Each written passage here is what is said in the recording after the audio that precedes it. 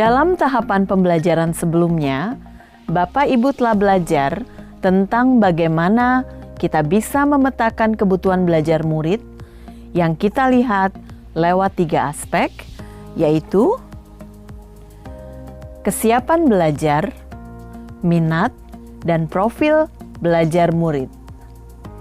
Kebutuhan belajar murid ini harus selalu menjadi dasar bagi praktek diferensiasi yang kita lakukan di kelas. Nah, sekarang kita akan membahas mengenai apa saja strategi diferensiasi yang bisa kita lakukan berdasarkan 3 pemetaan kebutuhan tadi. Setelah kita mengidentifikasi kebutuhan belajar murid kita, maka kita kemudian dapat menentukan apa strategi diferensiasi yang ingin kita lakukan. Diferensiasi itu sendiri bisa kita lakukan dalam beberapa strategi. Namun, dalam modul ini, kita akan fokus pada 3 strategi saja, yaitu yang pertama, diferensiasi konten, 2, diferensiasi proses, dan 3, diferensiasi produk. Sekarang, mari kita bahas satu persatu. Sebelum kita membahas tentang diferensiasi konten, kita harus mengetahui terlebih dahulu, sebenarnya konten itu apa sih? Konten itu adalah apa yang kita ajarkan kepada murid-murid kita.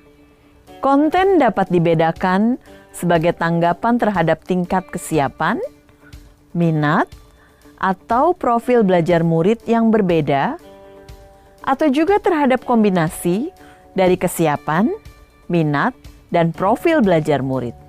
Jika Bapak Ibu masih ingat, Tomlinson memberikan kita alat yang disebut equalizer, yang dapat membantu guru mengukur readiness atau kesiapan murid. Coba kita lihat equalizer ini. Jika memetakan kebutuhan berdasarkan kesiapan murid, maka kita perlu menentukan jenis informasi yang harus disiapkan.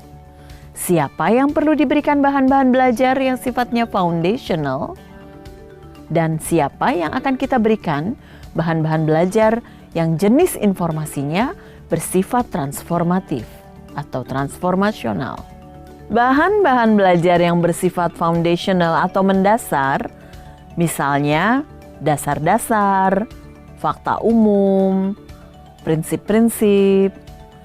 Jadi, sifat dari informasi, ide-ide, atau teks yang harus diakses oleh mereka juga harus di level yang mendasar. Sementara, di sisi lain, untuk murid yang sudah siap mempelajari materi yang lebih bersifat transformasional, maka kita harus siapkan bahan ajar yang sesuai yang memungkinkan mereka untuk mengembangkan ide-ide.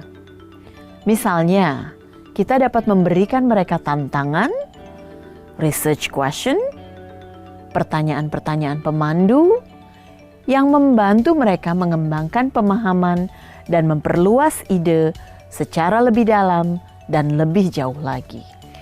Kita juga dapat melihat kesiapan murid dari sisi apakah mereka sudah siap untuk belajar secara abstrak atau mereka masih perlu belajar dan berpikir secara konkret. Saat belajar, murid perlu merasa familiar dengan informasi atau materi-materi penting yang sedang dipelajari sebelum dapat bergerak melihat implikasi makna atau keterhubungan antar materi.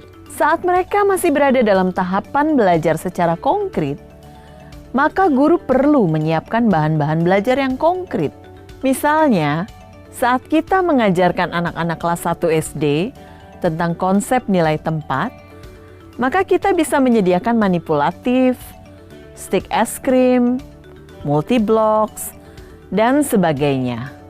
Sementara untuk sebagian murid lain yang mungkin sudah familiar dengan ide-ide dan konsepnya, mereka sudah bisa diberikan lewat gambar atau bahkan sudah bisa langsung mengerjakan lembar kerja. Saat murid sudah memahami informasi secara konkret, penting bagi mereka untuk bergerak ke tingkatan yang lebih kompleks agar murid dapat melihat keterkaitan antar konsep atau gagasan.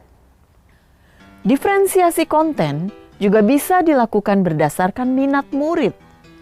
Misalnya, saat belajar tentang teks narasi, guru dapat menyediakan murid-muridnya berbagai teks dengan topik tentang hal-hal yang disukai murid. Sementara itu, diferensiasi konten berdasarkan profil belajar dapat kita lakukan, misalnya dengan memastikan bahwa murid kita dapat mengakses materi ajar tersebut sesuai dengan gaya belajarnya.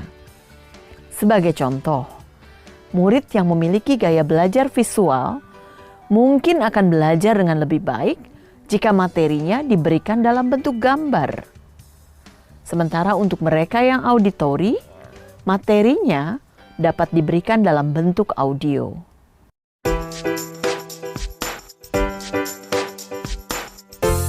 Strategi diferensiasi kedua yang bisa kita lakukan adalah diferensiasi proses. Yang dimaksud proses di sini mengacu pada bagaimana murid akan memahami atau memaknai apa informasi atau materi yang dipelajari. Saat kita telah memetakan kebutuhan belajar murid, yang kemudian harus kita pikirkan adalah bagaimana kebutuhan tersebut bisa dipenuhi. Caranya seperti apa? Proses seperti apa yang perlu disiapkan agar kita mengetahui bahwa setiap murid belajar? Apakah murid-murid kita akan bekerja mandiri atau dalam kelompok?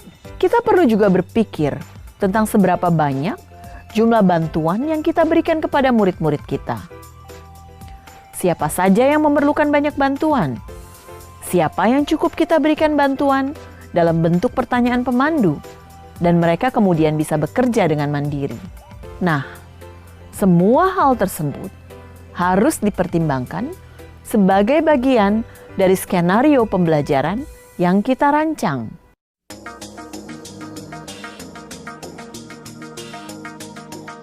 Ada banyak cara kita dapat melakukan diferensiasi proses. Misalnya, kita dapat menggunakan kegiatan berjenjang, di mana semua murid bekerja membangun pemahaman dan keterampilan yang sama, tetapi dilakukan dengan berbagai tingkat dukungan, tantangan, atau kompleksitas yang berbeda-beda. Kedua, kita dapat menyediakan pertanyaan pemandu atau tantangan yang perlu diselesaikan di sudut-sudut minat. Sudut-sudut minat yang kita siapkan di kelas ini akan mendorong murid untuk mengeksplorasi berbagai submateri yang terkait dengan topik yang sedang dipelajari yang menarik minat mereka. Misalnya, saat mempelajari jenis-jenis karangan, kita bisa minta murid membuat karangan yang terkait dengan minat mereka. Jika mereka memiliki minat dalam bidang olahraga, mereka boleh duduk di sudut olahraga, di mana di sana mereka akan diberikan berbagai pertanyaan yang terkait dengan olahraga.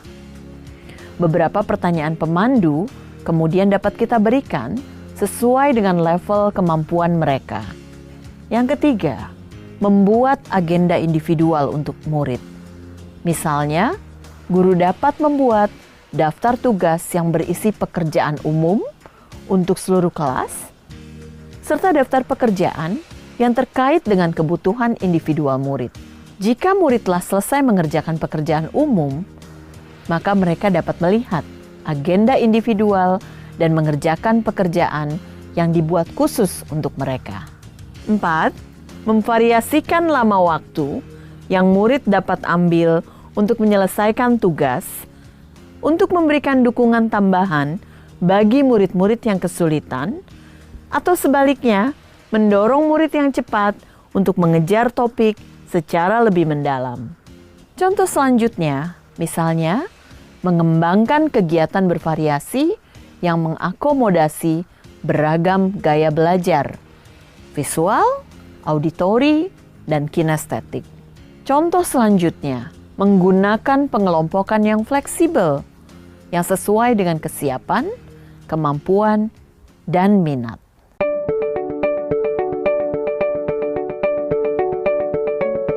Nah, tadi kita telah berbicara mengenai diferensiasi konten dan diferensiasi proses.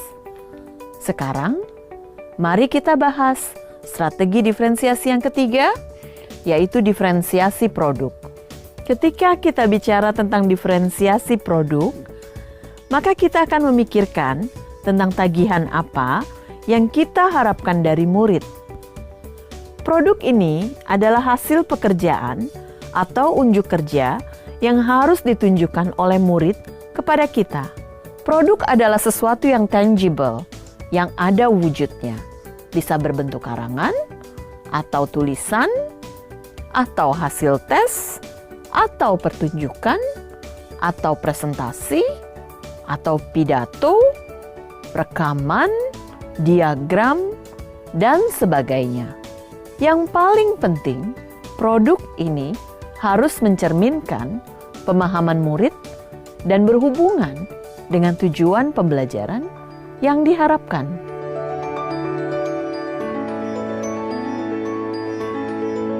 Kita dapat melakukan diferensiasi produk dengan berbagai cara. Namun, sama seperti jenis-jenis diferensiasi yang lainnya, maka kembali lagi, kita perlu mempertimbangkan kebutuhan belajar murid kita terlebih dahulu sebelum menentukan penugasan produk ini. Penugasan produk harus membantu murid, baik secara individu atau dalam kelompok, memikirkan kembali, menggunakan, dan memperluas apa yang telah mereka pelajari selama periode waktu tertentu. 1 unit, 1 semester, atau bahkan 1 tahun. Produk penting bukan hanya karena mereka mewakili pemahaman dan aplikasi dalam bentuk yang luas, tetapi juga karena mereka adalah elemen kurikulum yang paling langsung dapat dimiliki oleh murid. Pada dasarnya, mendiferensiasi produk meliputi 2 hal. Yang pertama, memberikan tantangan dan keragaman atau variasi. Yang kedua, memberikan murid pilihan bagaimana mereka dapat mengekspresikan pembelajaran yang diinginkan. Sangat penting bagi guru untuk menentukan apa sebenarnya ekspektasi yang diharapkan dari murid. Kualitas pekerjaan seperti apa yang diinginkan? Konten apa yang harus ada dalam produk mereka? Bagaimana mereka harus mengerjakannya? Dan apa sifat dari produk akhir yang diharapkan tersebut? Walaupun murid dapat memberikan informasi tambahan atau membantu guru memodifikasi prasyarat dari produk yang harus dihasilkan murid agar dapat sesuai dengan kesiapan, minat, dan kebutuhan belajar individu, namun gurulah yang tetap harus mengetahui dan mengkomunikasikan indikator kualitas yang diharapkan dari produk tersebut. Demikianlah penjelasan 3 strategi pembelajaran berdiferensiasi. Kami berharap Bapak Ibu calon guru penggerak mendapatkan pemahaman yang lebih mendalam tentang bagaimana menerapkan pembelajaran berdiferensiasi ini di dalam kelas. Jika Bapak Ibu masih memiliki pertanyaan, jangan lupa mendiskusikan pertanyaan tersebut dengan fasilitator Bapak Ibu nanti saat forum diskusi nanti. Terima kasih.